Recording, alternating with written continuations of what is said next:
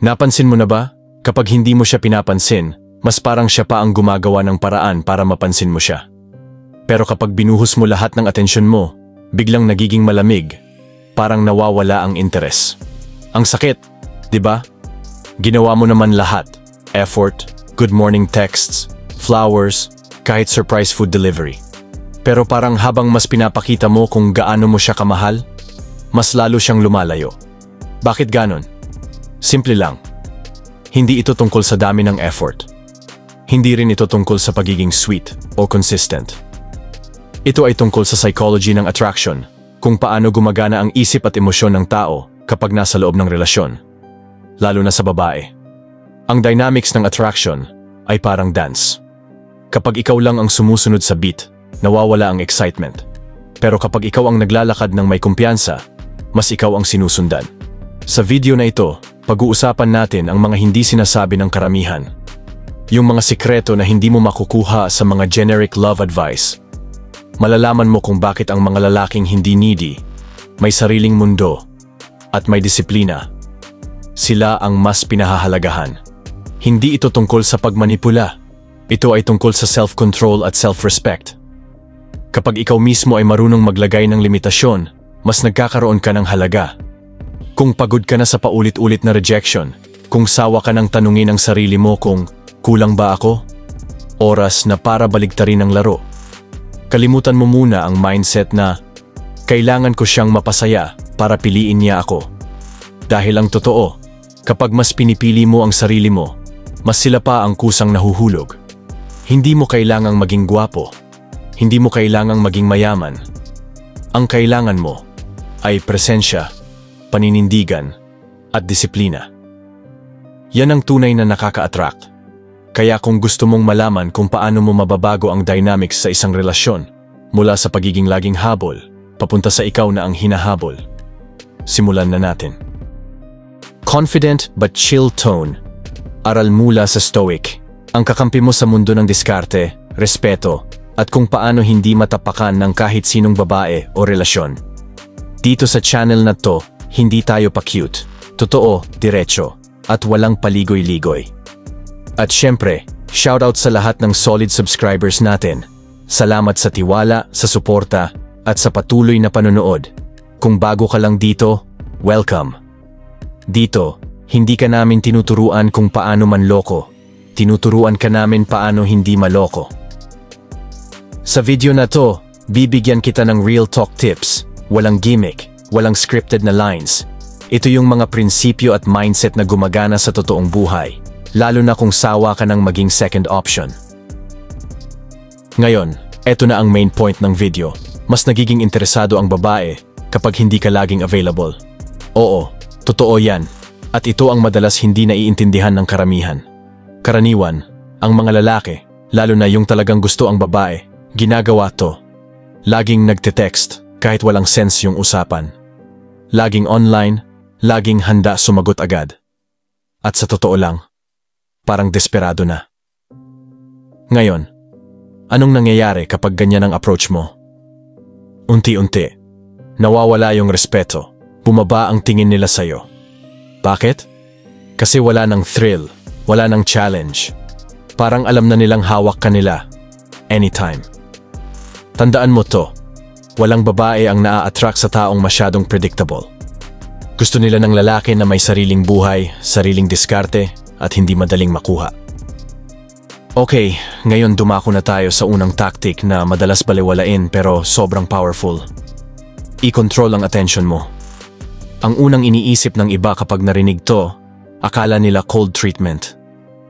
Akala nila ibig sabihin ay maging suplado o tipong ignore mo na lang yung babae para mapansin ka. Pero hindi yan ang punto. Hindi ito tungkol sa pagiging masungit o playing games lang. Ang tunay na ibig sabihin nito ay ito. May disiplina ka sa kung kailan at paano mo ibinibigay ang attention mo. May control ka sa sarili mong energy, oras, at presence. Kasi ganito yan, kapatid. Kapag ibinuhos mo agad-agad lahat ng attention mo sa isang babae, good morning, good night, kumain ka na ba? Anong ginagawa mo? Online ka pa ba? Bakit di ka nag-reply? Parang automatic? nawawala yung halaga ng presence mo. Hindi mo sinasadya, pero pinapakita mo na parang wala ka ng ibang pinagkakaabalahan kundi siya. At guess what? Hindi yan nakaka-turn on.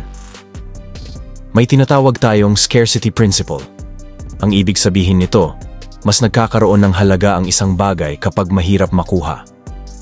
Isipin mo na lang, bakit ba mas pinapahalagahan natin ang gold kaysa sa bato? Pareho silang nasa lupa, pero yung isa bihira, yung isa tambak. Ganon din sa attention mo. Kapag ikaw yung tipo ng lalaki na parang bato, laging nandyan, laging present, laging ready, hindi ka nila tinitingnang spesyal. Pero kung ikaw yung tipong lalaki na may sariling mundo, may ginagawa, may purpose, may direksyon, doon sila napapaisip, bakit kaya hindi siya agad nagre-reply? Ano kayang ginagawa niya? Bakit parang ang hirap niyang mahuli? At dyan sila nagsisimulang ma-curious. Practical tips, paano mo ito gagawin? Isa, sa chat, huwag laging ikaw ang nauuna.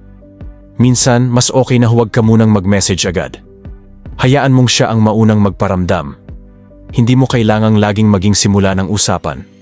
Kapag kausap mo siya, okay lang mag-reply. Pero, huwag mo agad gawin. Lalo na kung kita mo na hindi rin siya ganun ka-invested. Dalawang. Sa date, huwag over-effort. Hindi mo kailangang gastusan agad-agad, sorpresahin ng kung ano-ano, o isama siya sa 5-star restaurant. Alalahanin mo, ang connection ay hindi nasusukat sa presyo ng pagkain, kundi sa quality ng presence. Kapag ikaw yung tipong lalaki na pilit mapahanga siya, nawawala yung balance. Magpakita ka ng interest? Oo. Pero may spacing. May lalim. May standard. 3 araw na leave ng bitin. Halimbawa, sa chat, kung nagiging masaya na ang usapan, huwag mong ubusin agad lahat ng kwento. Magpaalam ka na maaga. Uy, enjoy ka usap. Pero may gagawin lang ako. Kwento mo sa akin yan bukas ah. Boom. Naiwan siyang bitin. Curious. Excited for the next convo. Kapag marunong kang mag-control ng attention mo, eto ang epekto. Nagiging mysterious ka. Hindi ka predictable. Hindi ka boring. Napapaisip sila. Ano kaya ginagawa niya ngayon? Mas nakaka-curious ka. Kapag hindi nila alam ang buong kwento mo, mas gusto ka nilang makilala. At higit sa lahat, may standards ka. Hindi kayong lalaking ibinibigay agad lahat. Pinapakita mong pinipili mo rin kung kanino mo ibibigay ang oras at energy mo. Kasi tandaan mo, kapag ikaw ang may control sa attention mo, ikaw ang may control sa dynamics ng relasyon. At sa panahon ngayon, yan ang bihira, kaya yan ang attractive. Ngayon, dumako naman tayo sa pangalawang tactic na sobrang underrated pero solid. Ipakita na may ibang buhay ka. Alam mo ba kung anong turn off para sa maraming babae? Yung lalaking parang wala nang ibang ginagawa kundi siya lang ang inaatupag. Parang pag hindi siya nag-reply, wala ka nang ibang pakay sa mundo. At hindi ito dahil masama silang tao o ayaw nila sa attention mo. Pero kasi, psychologically speaking, people value people who are in motion. Yung tipong may sarili kang direksyon, may sarili kang routine, may mga ginagawa ka na hindi palaging nakasentro sa kanya. Okay, ganito ang isipin mo. Kapag ikaw yung tipo ng lalaki na laging available, laging online, laging nagla-like ng post niya, laging nandyan tuwing kailangan niya, yes, sa simula baka cute. Pero eventually, nagiging predictable ka. Walang excitement, walang challenge. Masasabi niya sa sarili niya, si Mark? Alam ko na gagawin niya. Lagi yan magpaparamdam pag nag-post ako. Pero kung ikaw yung lalaking minsan active, minsan busy, na hindi agad nagko-comment, hindi agad nagre-reply, hindi palaging around, ibang usapan yan. Biglang mapapaisip siya. Anong ginagawa niya? Bakit parang ang tahimik niya ngayon? Busy ba siya? May bago ba siyang pinagkakaabalahan? At dyan nagsisimula ang real attraction, kapag nararamdaman niyang hindi siya ang sentro ng mundo mo. Simple lang. Ipakita mo na may sarili kang buhay. May mga goals ka. May hobbies ka. May passion ka. At kahit gusto mo siya, hindi ibig sabihin na iiwan mo lahat para lang makasama siya 24/7. Hindi ito tungkol sa pag-iwas o pagiging pa-cool. Ito ay tungkol sa balance. Kung siya hindi agad nag-reply, huwag mo rin unahin. Let the energy match. At kung uneven, step back. Ikalawang, limitahan ang pag-like at comment sa social media. Oo, minsan cute mag-react sa stories niya. Pero kung bawat galaw niya may like ka agad, nawawala yung intrigue. Piliin mo lang yung talagang may halaga, di yung auto-react sa lahat. 3. Sa mga lakad o date, huwag laging ikaw ang naka-adjust. Kapag may gusto kang gawin o lugar na gusto mong puntahan, sabihin mo. Hindi lahat ng gusto niya ay kailangan mong sundin. May sarili kang preference at dapat niyang maramdaman yan. Kapag nakita ng babae na may sarili kang routine, may sarili kang buhay, dalawa ang epekto niyan. Tumataas ang respeto niya sa'yo. Kasi hindi ka needy, hindi ka dependent, may sariling mundo ka, at hindi ka takot mawala siya kung kailangan. Nagiging unique ka sa paningin niya. Ikaw yung hindi gaya-gaya, hindi ka clingy, hindi ka predictable. At higit sa lahat, mas lumalalim ang attraction. Kasi feeling niya, pinipili mo lang siyang makasama. Hindi dahil kailangan mo, kundi dahil gusto mo.